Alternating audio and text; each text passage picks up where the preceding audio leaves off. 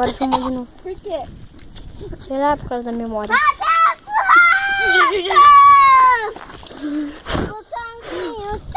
Grava, deixa eu gravar, que você é uma porcaria pra gravar. O que eu faço? Vai jogar bola! Você não quer fogo, João? Vai. Que trem bom! Que trem bom! Jogou um bom! O vulcão vai ficar chato. Deixa eu ficar essa brincadeira de fogo. Eu quero que pega muito fogo. Aí o vulcão não vai explodir se destruir ele. É, se destruir ele não explode. Chega, gente, de ganho.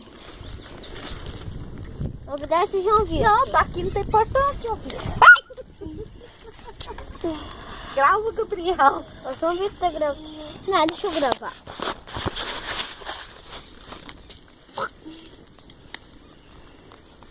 Deixa eu ver a fogueira. Nossa, que fogueira bonita. Você vai mostrar pra mamãe e pro papai? Vou. Ó.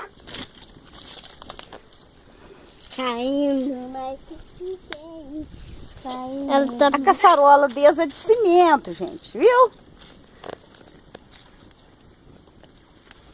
Esse vídeo capaz que vai poder comentar, né? Pode. Brincadeira de menino da roça. A Ana Clara falou assim, eu viro a mulher da roça, viro o homem da roça. Isso que é homem da roça.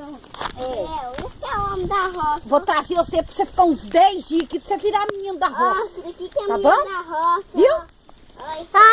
O fogo tá baixando. Não é isso que é mulher da roça, avó? É, ui. Olha lá, ó. Olha lá, ó. É bom de ladinho. Depois vocês têm que lavar no tanque esses pés, hein? Foi cedo, aí, ó, gente. Olha lá, filma na casa escorregando. Isso caindo. Eu quero filmar a fogueira.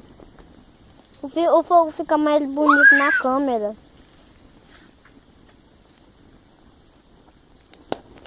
Gente, olha, grava eu. Não! Fogo é perigoso? Muito perigoso. Tá... Tá pegando fogo até no lugar. Grava eu aqui, ó. Não, eu quero ver. Quanto... É porque o pessoal quer ver o fogo.